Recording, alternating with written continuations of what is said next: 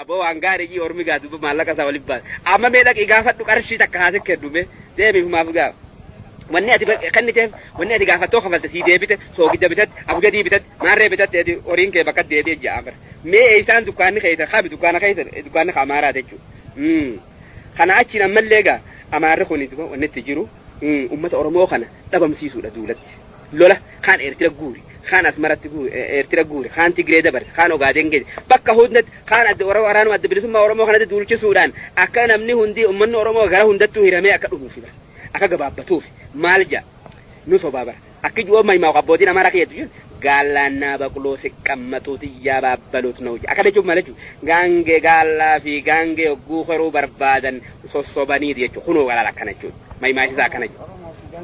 oromoo fi gaangee hoggaa fe'achuu fedhan sobaniiti fe'atanii akkana jechuun gaa maal uummata kana sobuu jechuudha aboonuun sobabnu abadaan namni sobamu hin jiru ammoo isin kan duuba dubbiin tun nama dura hin galiniifillee kunoo dhagayaa nuti isinii himne deebisee maal hogguu jaynummaa oromoo tana arrabsu akka inni jiru yagaallaa zamachaa iska calanqoya maal jechuu oromoo yoo lolte calanqoon dabartu jechuu isaatii beeklaa kuni maal egaa akka namni hamilee qabu akka namni muratee duuba hadhaa cinqii waa hunda obsee bilisummaa san hin keenyeef katu'e dhawame irra tarkaanfatee katu'e irra naga duuba bilisummaa san akka hin keenye qalbii cabsuuf akkana godha jechuudha sanbira kutiga yoo xiqqoo oromoon jabanattees ni arrabsaa bara ammas akka jiru gaallaa si salattin baca dhaqaa jaantilaa isoo fedha oromoon yoo jabanatte halkan ji'aatiin shamshiyaa qabattee deemti jaalala ammas hoggaa maskiinummaa teenyetti mahimaaf akka jiru gaallaa qimaal balla injire nyaattuu jamma ifii budur nyaachuu ture sanuma amma garagalee gaa ifii injireen dura dabarfate amma tana ja'a beek kaan ammaas maal ja'a xoorii diulaa jee tiqqii qabu waan uffatu qabu waan nyaatu qabu abugadii isaa moggatti duuba gaatiitii abbaa lamatti kenne kanatti kenneeti deemaa duulaa jee oromomatti duulchis wambadeetti duulaa eenyu boo wambadeen isa kabade isa wambadeetti duulchisa waa taka kan hin qabne ka nyaata hin qabne ka kulsi waldiillee miilarraa hin qabne ka'ee duulchisa jee kaan ka ganda keeysaatis bakkatti jalaa bahuu hin qabu akkana duuba gaffadalam ummata keenya godhutti jira amaarri kanatti jira ummata keenya beekaa jaallawwan oromoo teenya eegaan dubbii tana duuba eega dubbii akkanaa tana duuba akkanaatun eega nu mudatte maal godhuu qabna wanni godhuu qabnu maali maaltu nurra jira wanni nurra jiru maali sheekan jenne kabiiran jenne liqamanbar hin jenne namnummaan tokkollee namni oromoo ta'e kaloon horsiisu kalafa qotu dhiiran jenne dhalan jenne xooriin jenne madabanyaa ka xoortaraayitii keessa jiru ka madabanyaa jenne ka magaalaa keessa jirulleen hundi keenya boru jenne osoo walaawallu duuba wanni biraan hin qabatini wanni nurra jiru duuba nun tuffatamne hundi nu kajeela boo oromoo tana namuu haa qabannu ja'aati aboogaa tunqaanii ka'a obboleen keenya yeroodhaan ka'a duuba gizeen halafaa kaanu haa duuba gabrummaa tana gingilannu irraa facaafnu sheenaa fi eegeen gara boodaa jan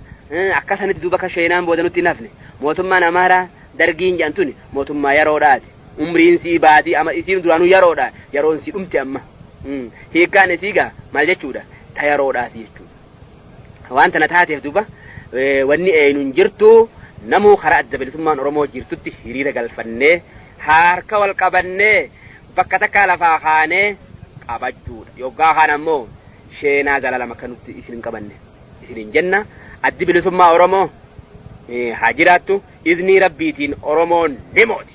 iznii rabbiitiin oromoon haa mootu iznii rabbiitiin oromiyaan haa bilisomne iznii rabbiitiin oromiyaan haa bilisomne الله أكبر العزة لله ولرسوله وللمؤمنين كهم نقبوا كإزاك أبو رب ما تكو ربي تكو بينه لفها خانو يا أبلينكين السلام عليكم ورحمة الله وبركاته